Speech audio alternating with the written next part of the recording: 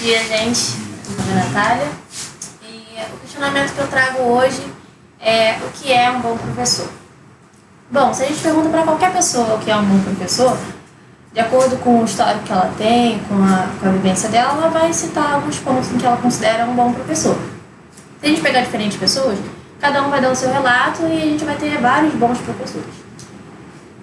Mas o que é um bom professor? Para esse trabalho eu usei 3 textos, foi um artigo da Auric, os 10 mandamentos do Polya, que vocês devem conhecer, e um outro artigo de 3 professoras do Paraná, eu acho. Aí a Auric começa a dissertação dela com esse texto. É uma propaganda de 2011 da campanha Todas pela Educação, que fala de bom professor. Você vai apertar? Não, você vai ter que dar um clique ali no...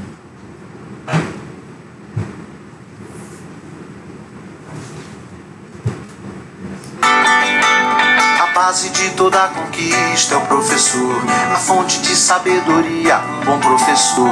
Em cada descoberta, cada invenção, todo bom começo tem um bom professor. No trilho de uma ferrovia, no bisturi da cirurgia, no tijolo da olaria, no arranque do motor, tudo que se cria tem um bom professor. Se realiza, cada nova ideia, o que se aprende, o que se ensina, uma lição de vida, uma lição de amor, na nota de uma partitura, do projeto de arquitetura, em toda teoria, tudo que se inicia, todo bom começo, tem um bom professor, tem um bom professor. Muito bonitinho, né? Bonitinho. É emocionante. A gente percebe que tem bastante matemática nessa escola, né? 60% do vídeo são citações matemáticas ali, tem gráfico, tem conta, tem tabuada. Uma linda mensagem de bom professor valorizando um bom professor, mas ainda assim, o que é um bom professor? A Auric, ela é um relato que até eu mesmo senti isso, que quando a gente escolhe a licenciatura, a gente tem uma imagem assim de mais ou menos como é que seria a licenciatura. Eu imaginava chegar aqui e aprender a ser professor, ser professora. Que não é bem o que acontece. A gente já chega aqui, já lida com demonstrações, que é uma coisa que a gente não está acostumado a lidar.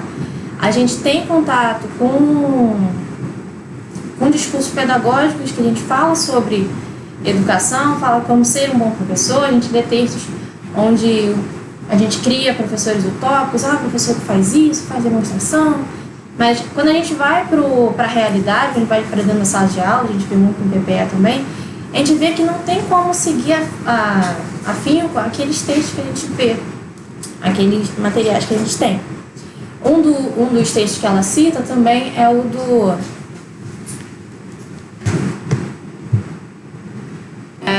Polya, os 10 mandamentos. Esses 10 mandamentos, quando eu vi, nossa, real, 10 mandamentos, nossa, um belíssimo professor se ele conseguir cumprir com esses 10 mandamentos. Eu vou ler aqui rapidinho os 10 mandamentos. Primeiro, tenha interesse por sua matéria. Quando você tem uma aula com um professor que não tem o mínimo interesse pela sua matéria, não tem nem como você ter interesse pela sua matéria. Então, um bom professor tem que ter interesse pela sua matéria, conhecer a matéria, procurar ler o semblante dos alunos, procurar enxergar suas expectativas e suas dificuldades. Ponha-se no lugar deles, que eu acho que é um ponto bem importante, porque o professor está ali numa sala com 40 crianças e adolescentes, mas são 40 realidades, 40 humanos diferentes. Então, quando o professor tem o tato de se pôr no lugar daquele aluno e enxergar as dificuldades, procurar mexer na sua prática para facilitar a aprendizagem, eu acho que isso é muito importante. Compreenda que a melhor maneira de aprender alguma coisa é descobri-la você mesmo. Eu vou ler vários que eu falo só. Dê aos seus alunos não apenas informação, mas o know-how, atitudes mentais e hábitos de trabalho metódico. Faça-os aprender a dar palpite, faça-os aprender a demonstrar, busque no problema que está abordando aspectos que possam ser úteis nos problemas que virão. Procure descobrir o modo geral que está por trás da presente situação. Essa parte de dar palpites, demonstrar, é uma parte que a gente vê que não acontece, até porque no sistema a gente tem um cronograma a seguir, tem matéria para dar em determinado tempo, então às vezes não tem tempo. Dar palpite, demonstrar, fazer o aluno descobrir o conteúdo, isso é uma prática muito legal e seria maravilhoso se todo mundo conseguisse fazer isso com todas as matérias. Não simplesmente apresentar o conteúdo, mas construir com o aluno o conteúdo. Mas isso, pelo engessamento que a gente tem do currículo, fica complicado a gente fazer. Não desvende o segredo de uma vez, deixe os alunos darem palpites antes, deixe descobrir por si próprios, na medida do possível. Sugira, não faça engolir a força. Não chegar, bom dia, isso aqui é equação do segundo grau, báscara, é assim que se resolve. Isso é totalmente vazio, o aluno vai usar aquilo ali, mas não vai saber o que está acontecendo. Então, seria lindo se a gente conseguisse demonstrar com eles, até usando a história da matemática também, para ver como é que se dá a construção daquele conhecimento. Então, a gente tem contato com esses tipos de discurso, a gente tem professores no imaginário, assim, bem utópico, e a gente pensa, nossa, eu quero ser assim quando crescer.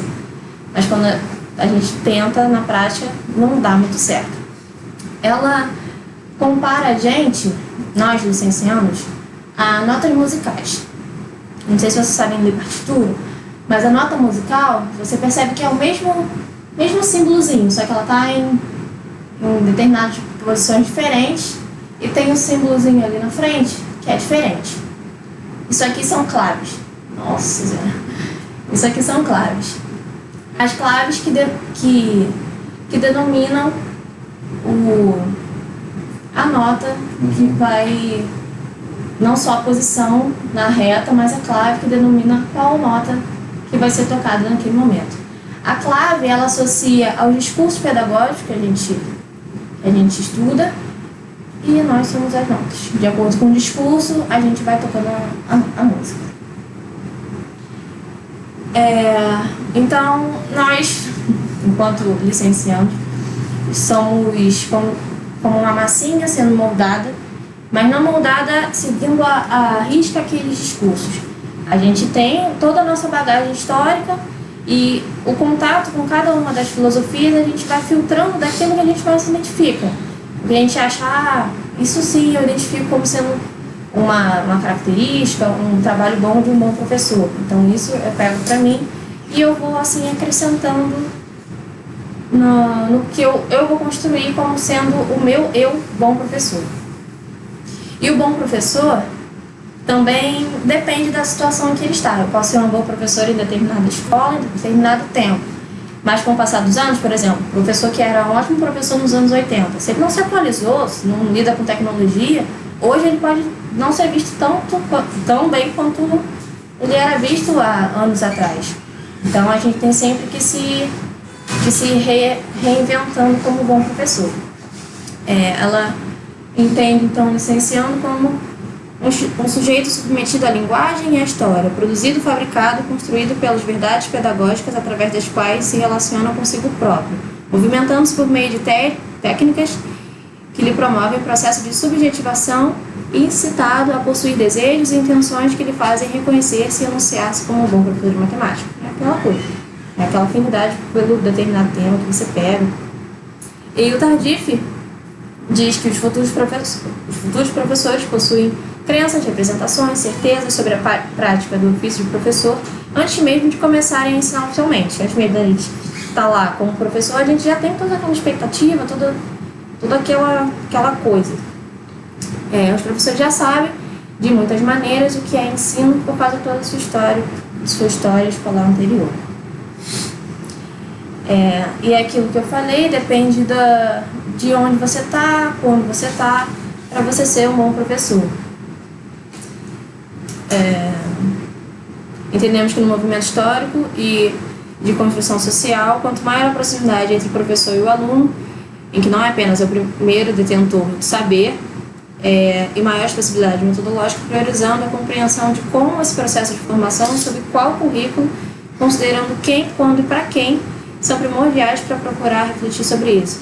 esse aqui é a parte do artigo das 3 professoras, elas falam sobre como é que era antigamente ser professor, né?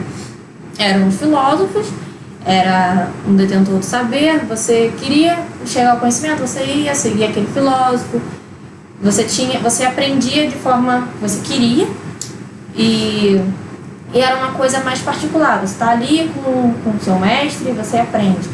Não era como é hoje o formato de uma pessoa, detentora do saber, dissipando conhecimento para 40 cabeças, porque com o passar do tempo foi evoluindo, mas talvez regredindo a construção do saber. E eu fiz um resumo analítico, um resumo gráfico, que essa aqui sou eu, caloura, feliz, com só a minha bagagem histórica, o que eu conhecia de ser professor. Eu hoje, com a minha bagagem, com todos os discursos que vão chegando, a cada semestre é uma novidade, e daqui a um tempo, filtrando tudo isso aqui, eu não vou conseguir, fé em Deus, me tornar o bom professor que eu idealizo, com as minhas próprias práticas naquilo que eu considero como sendo um bom professor. E aqui uma última citação. Um bom professor articula os diferentes saberes da formação profissional, curricular, disciplinar, experiencial e cultural, a fim de articular a ação didática de modo a oportunizar experiências que contribuem para a formação integral do sujeito, bem como a aprendizagem significativa e, portanto, contextualizada. E foi isso.